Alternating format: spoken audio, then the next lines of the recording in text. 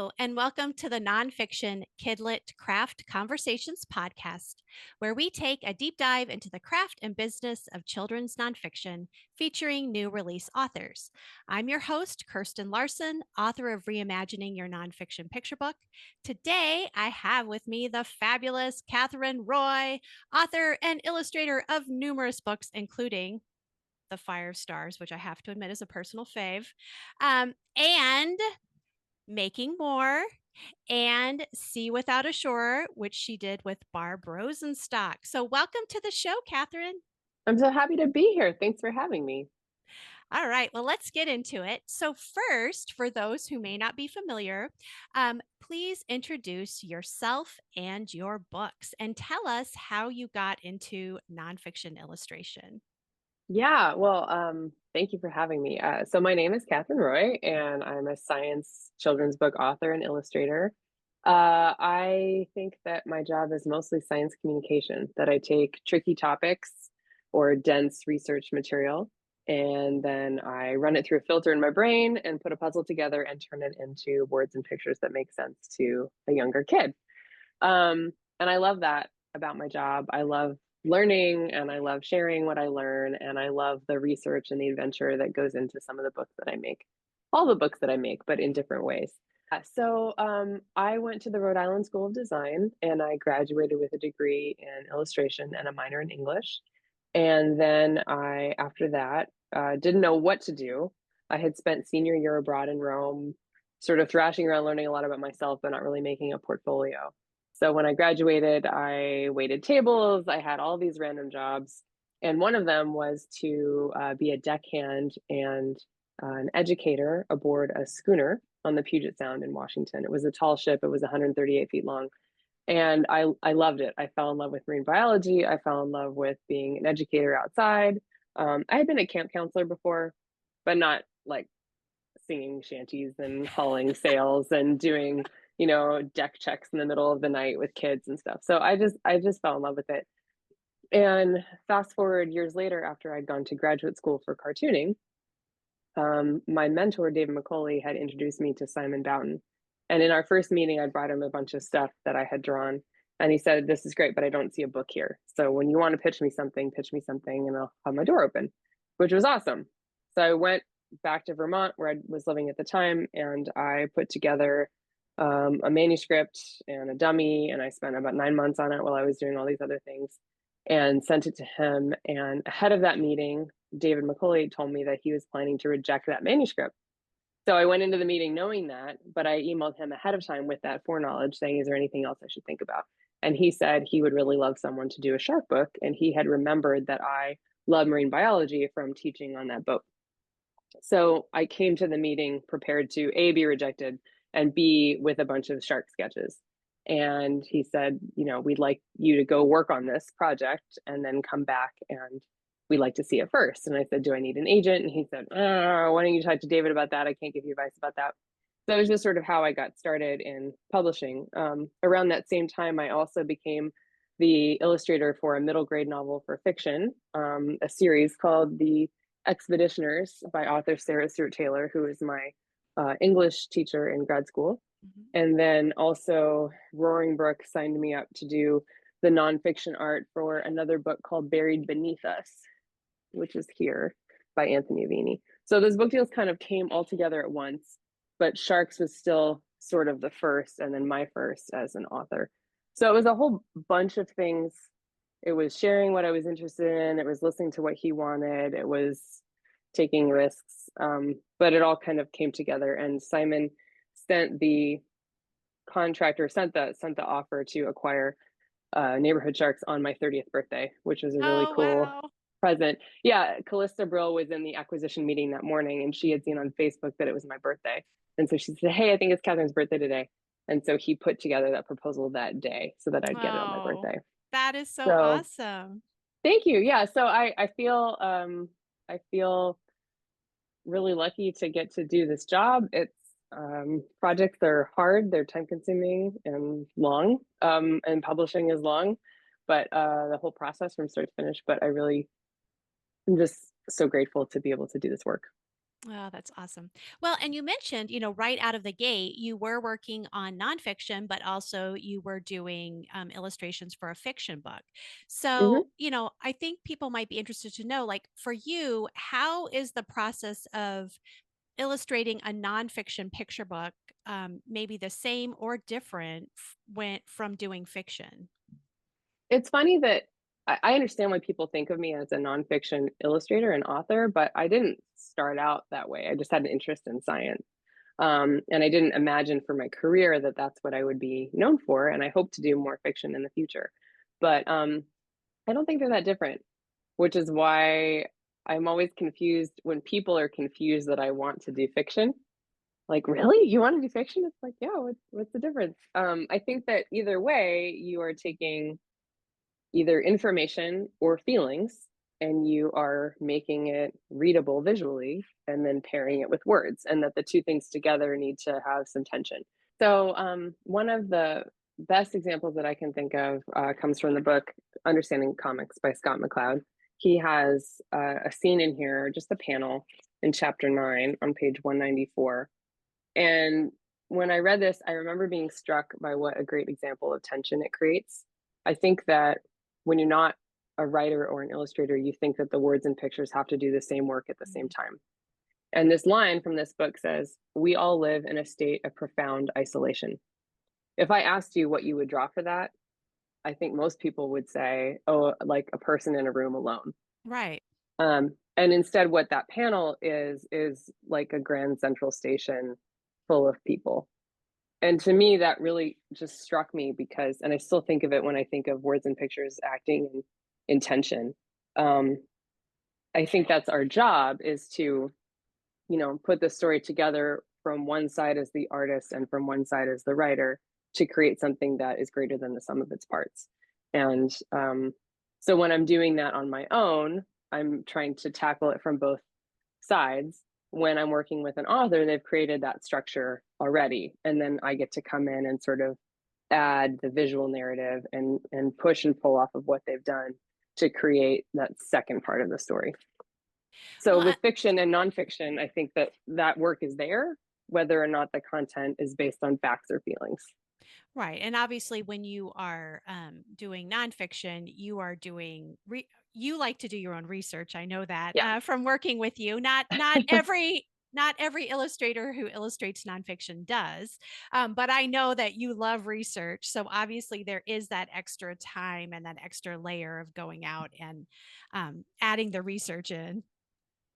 Yeah, and that's really fun for me. I also do love, a good fact check or a manuscript that comes with a bunch of links at the end, because if the author has already done a lot of that work, then it's great to be able to jump in and say, okay, I see this here, and then ask a follow-up question.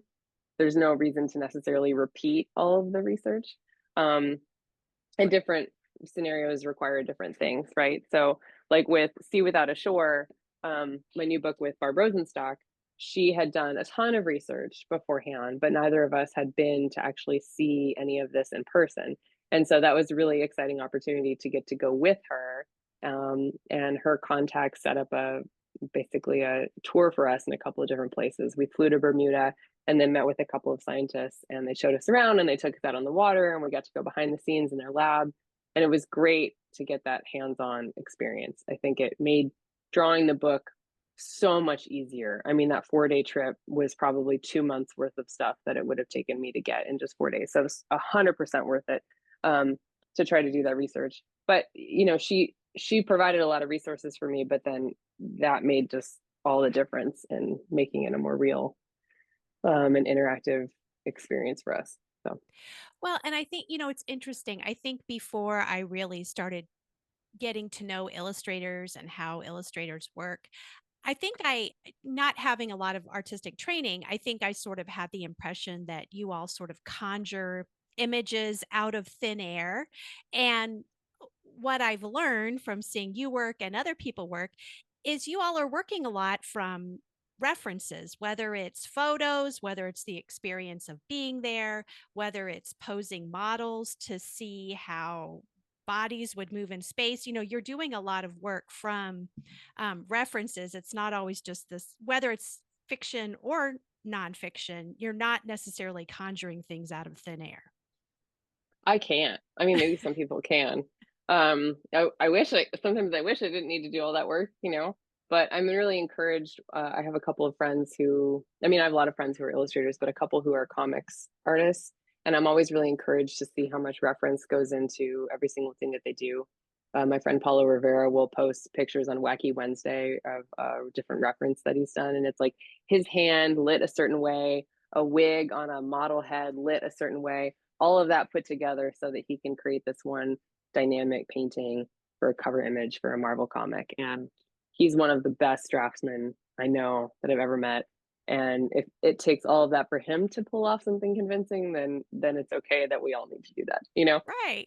Yeah, Well, yeah, I mean, and I think it's just so interesting because I mean, even with fiction, right? If you're doing, you know, you may be pulling from different worlds. There's a certain amount of world building that may be influenced by other, historical places or cultures. totally. So you're Totally. no matter what you're doing, you're not necessarily starting from scratch, whether you're doing the words, pictures, or both.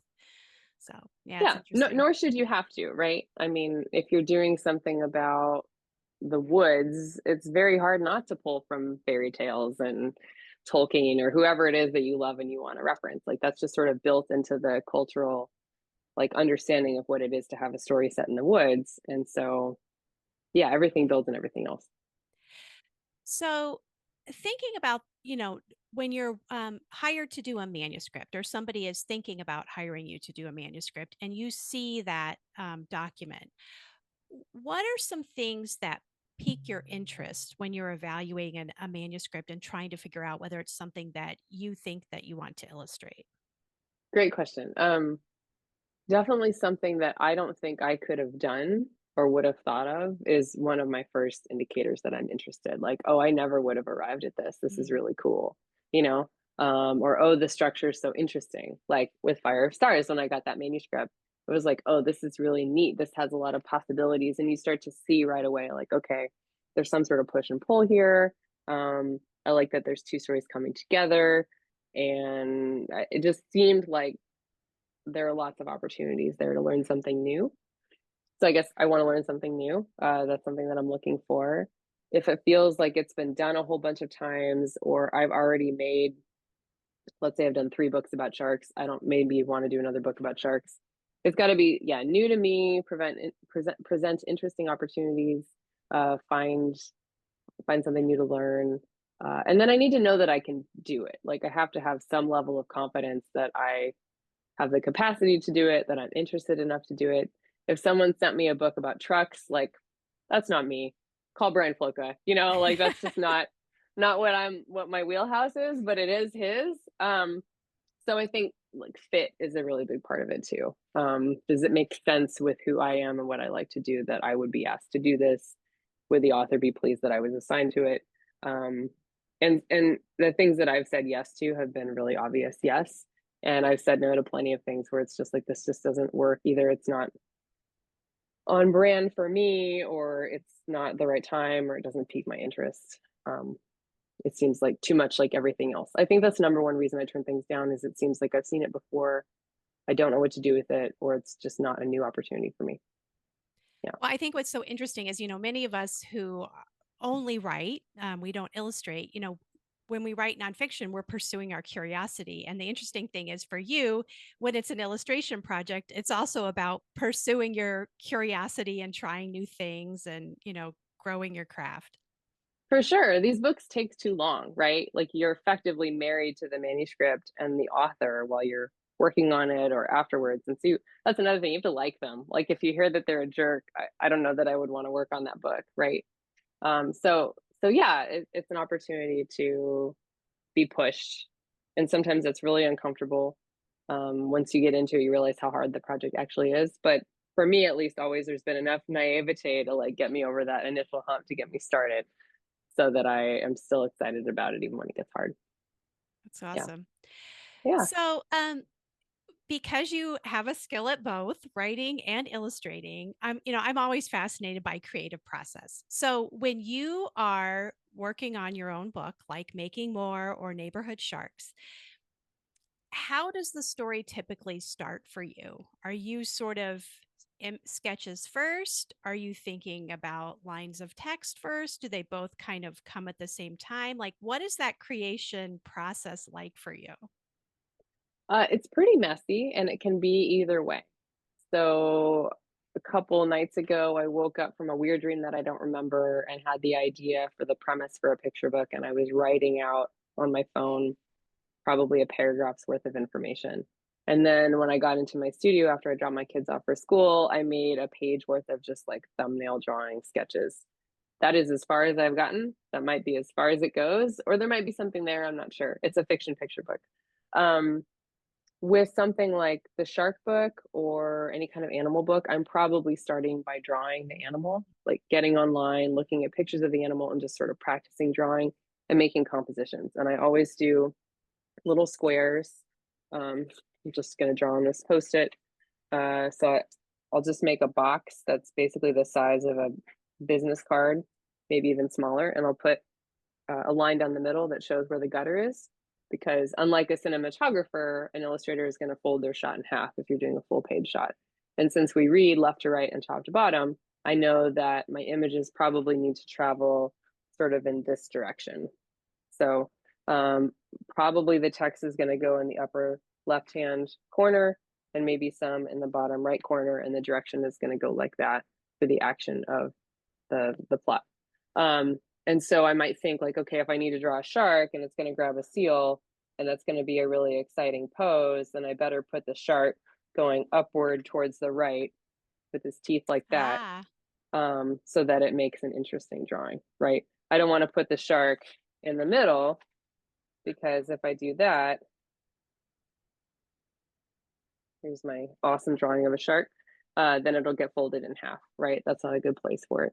So from the very beginning, I'm thinking about composition and design and how I'm going to tell the story in the images. And I want the feelings to be really obvious, even in the way that you lay out the page. If you've got an exciting action shot, like a shark jumping out of the water, it's an angle upward, grabbing that seal. It's not going to be like a profile view, perfect scientific drawing from the side. You've got to have a lot of action that's sort of bursting forward. So I'm thinking about how it feels, and that usually comes out in the art first. And then what I start to do is I hang up all these little pieces on the wall, and I might have post-its that have information that go with them, things that I've learned, and tack it up on my wall. And so I'll have to maybe send you an image later, or maybe we can turn it around. Let's try to turn my computer around. Well, if you're watching, there's on my wall there's some post-its piled up on top of each other, yep, sort of I the see shape them. of a book map. Yeah. So it's 48 pages and they're sort of in order, and that's giving me the start of the shape of a new book. So that is kind of how it starts, like little sketches and ideas. And I'm not trying to draw or write well to start with. It doesn't matter about being good. That's a terrible place to feel like you have to be when you've got a new idea. It's better to just get things down and then you've got something to edit. Um, so I guess it's not a great definitive answer. It starts with writing or it starts with drawing. Most writing for me starts with drawing, but that's not an absolute rule. So What do you wish authors realized, people who are, wordsmiths only? What do you wish that we realized and understood about the craft of illustration? Like, what would make your job easier? well, I generally only say yes to people who seem to know what they're doing. So I would say like people who an author who understands that the words are half of the book is someone that I want to work with, because they are not telling the whole story with the words, or they maybe understand that as the illustrations become more clear, they can take out words. Sometimes that happens where words need to be cut because it's already being done. That work is already being done in the art. So someone who isn't so precious with or married to their words so strongly that they don't remember that it's half of the book. Um, I think that that's something that generally people who aren't in this industry don't understand very well. I think the best authors who are in the picture book world and writing for like graphic novels, they understand that it's half of the job, and hopefully they're just delighted to see the other half come together and support their story if the illustrator has done a good job when the two things are put together. And then I do like some art notes. I don't love a lot of art notes. Um, I think our editor, Melissa Manlove, has told me that she's happy to either send the manuscript with no art notes or just a few limited art notes. She'll basically do a pass at it and cut anything that the illustrator doesn't want to hear. That's great. And I love that she asks that question because oftentimes what I want to do is I want to take in the words and imagine it for myself and then see if I've got something in line with what the author was thinking about or imagining. Um, if I'm really confused at one part, then maybe too many notes were cut. But not everybody wants that. Some people love lots of art notes, but I think it's great when the author and the editor ask. That's important. Well, and I think, again, I don't really know how the Fire Stars was presented to you. I know we had originally pitched it as like a horizontal split with the Mm-hmm. Star story and Cecilia's Mm-hmm. story. And I don't know if that was pitched to you that way, but It was. okay. So obviously, what it's hard because not being an illustrator, like I think I know what might work, but I don't really know what might work because I don't actually have to illustrate it. And Right. so, it's interesting because I think we have ideas about what we think might work, and then if we're putting a lot of ideas down for you, it can kind of lead you astray, maybe, or like give you some bad ideas or things that are not helpful. That idea didn't work, but I didn't know that either. When Melissa and I initially talked about it, I thought it seemed like a good idea. And then I did it and it was boring. And then I went back to your source book. I found a blog post somewhere that you talked about the Hmm. Diamond book being a mentor text. So I went to the library and they happened to have it and I read it and I was like, oh, well, maybe I'll split it left and right like this book. And I did a whole pass like that. And Melissa said, this is boring. So that was when I had a point where I'm like, I don't know what this is going to do or be. Um, and then Melissa had made a suggestion to use panels, but she sent me some tiny sketches, basically like my little shark thumbnails Hmm. here, that had panels, but the panels were changing shape. Like one was shaped like a star, like the panel was shaped like a star, and another was shaped like a triangle.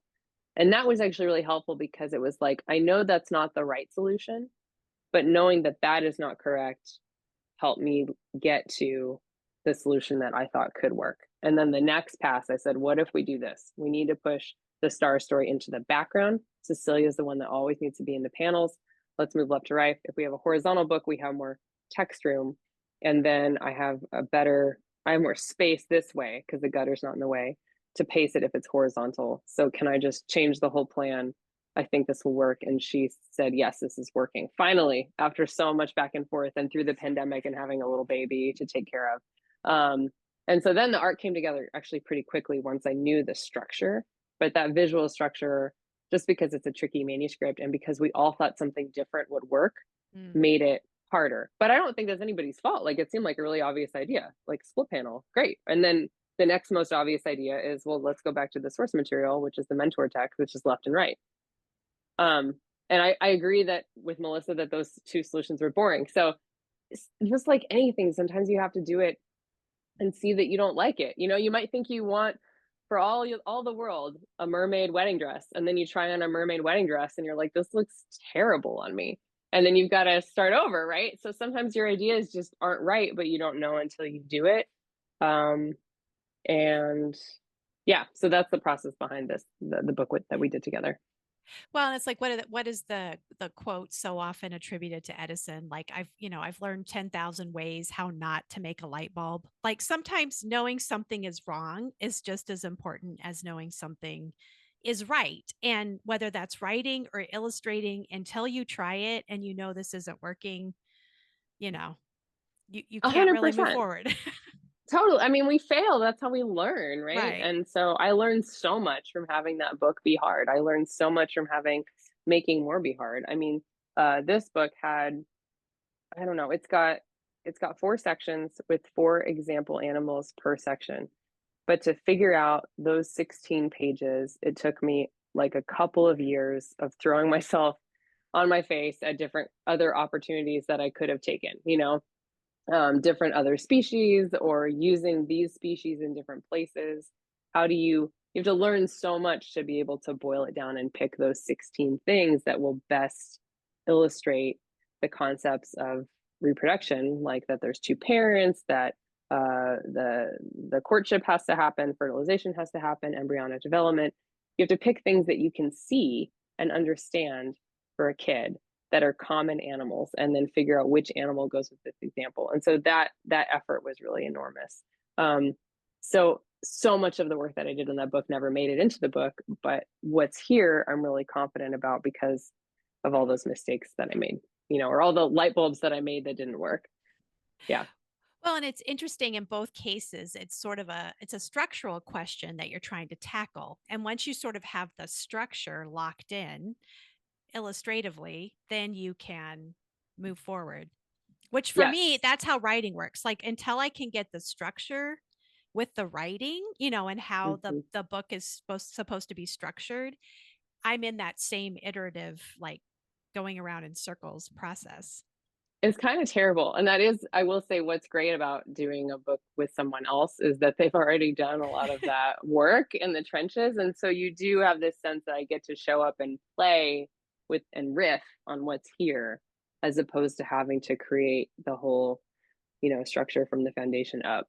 I mean, it's a difference between, I suppose, like coming into a building that's been built and figuring out how you want to decorate it and design the interior versus someone saying, here's a piece of land, what do you want to put on it? And Right. it could be anything. So it has to be a house, like that, but everything else is open in the beginning. And so I like having those concrete things already set in place. This is how long it's going to be. This is the audience that it's for. This is the content of the story. These are the words. It's short, it's long. That gives you a lot of room to, and a lot gives you a lot of constraints, but sometimes constraints are wonderful. Yeah, Yeah. I agree. I there where they talk about the tyranny of choice, right? There's a tyranny of choice, and if you have too many, like I am the person, I do not like to go to somewhere like Costco or a large grocery store because I don't need 28 choices of tomato sauce. Hmm. I'll go to Trader Joe's where there's like one can of tomato sauce, and I'm like, that works for me. Yeah, totally. Well, who needs to spend all that time making choices? There's too many choices to be made all the time. Right, right. So, yeah, for sure. Um, I just want to go back real quick to one of your Yeah. opening comments. So you talked about this idea of thinking of yourself as sort of a science educator and that you're gathering all this information and then you're putting it through a filter and then it comes out, visually and in words. And I'm always, especially with nonfiction, I think a lot of writers find it really challenging to think about, what's the kid connection with this manuscript? Like, what is going to take all of this information and make it accessible and interesting to kids? Um, and so, how does that work for you, like visually? What sort of things are you thinking about visually in terms of trying to ensure that a book is accessible to kids and interesting to kids? Well, it has to be interesting to me.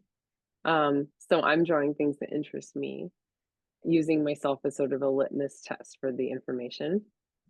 I want it to be beautiful. So I want to choose colors that are pretty that go together. I want to have interesting brushstrokes. Excuse me. Um, I I really like making things by hand and then scanning them digitally and collaging. That's how I work now.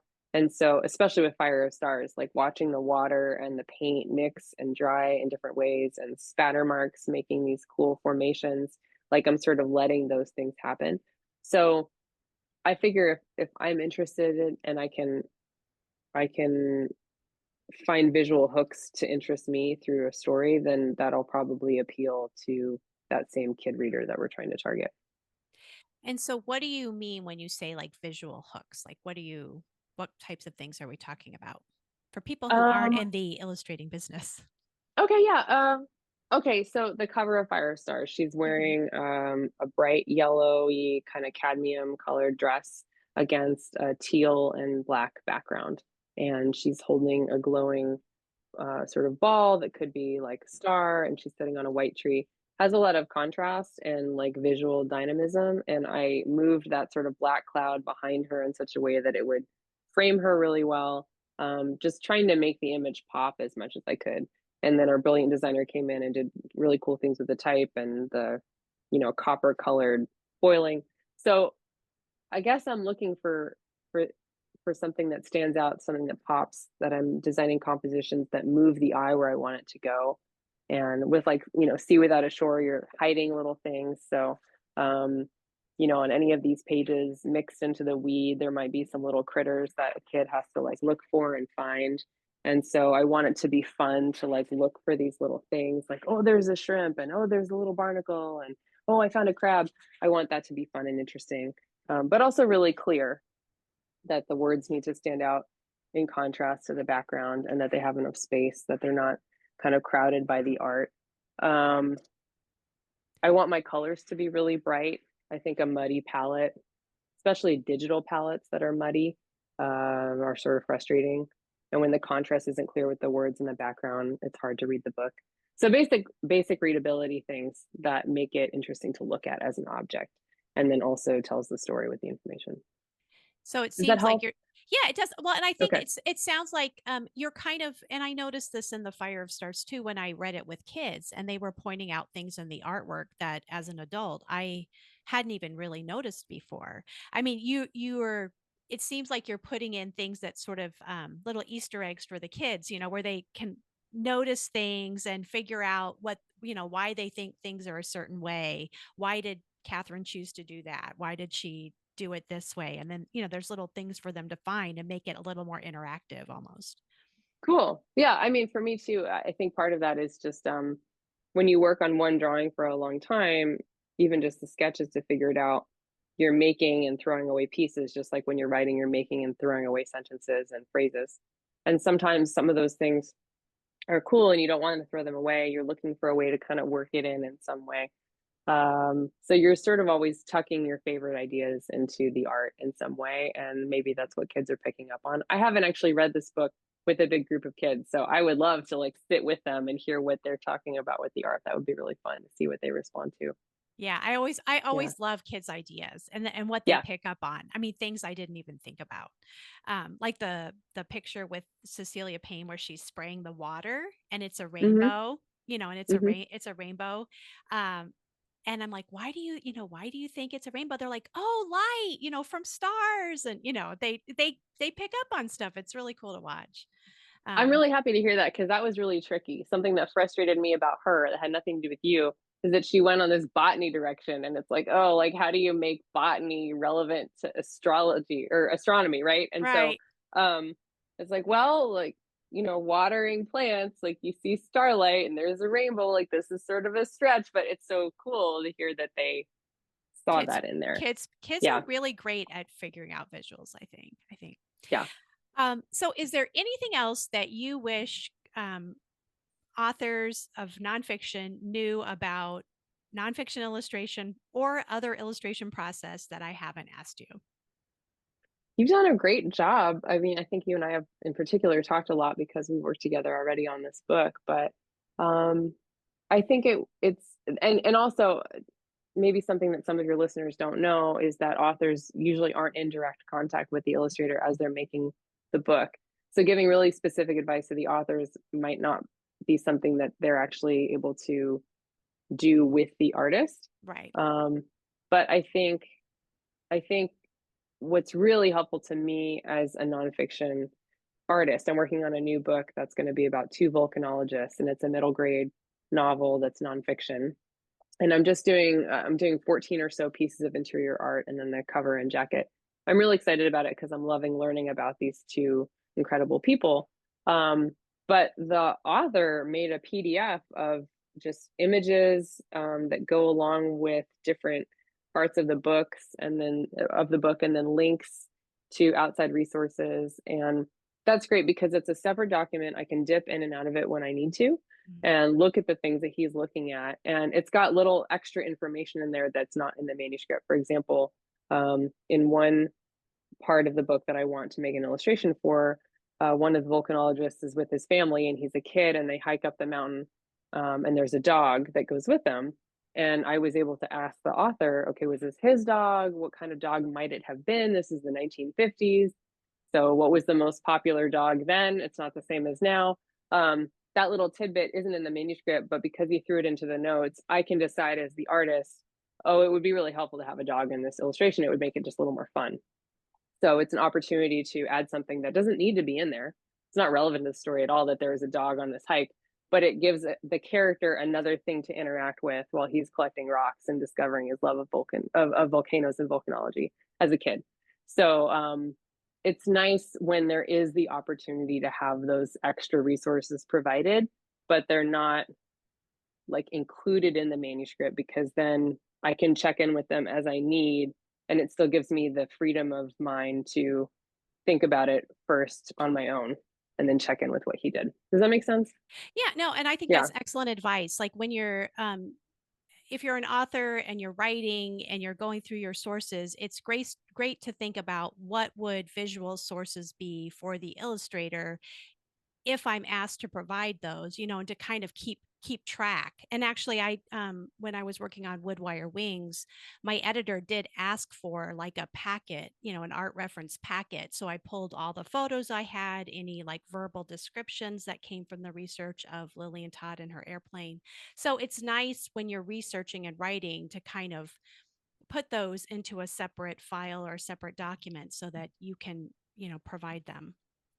And the benefit to doing that as you write is huge, because then you're not going back and trying to find what the heck you were looking at on Google 6 months or 6 years ago, right? Which you won't be able to We've find. all done, yeah. Yeah. So, like, if you're writing a chapter and you've got a kid going to the grocery store in 1963 and you found this cool picture that helps you figure out how grocery stores were laid out in 1963 and what they were selling, like, throw that into a folder, throw that into an Evernote with a link and save that image. And then if the illustrator wants it, you have it. If they don't illustrate that part of the book, that's fine.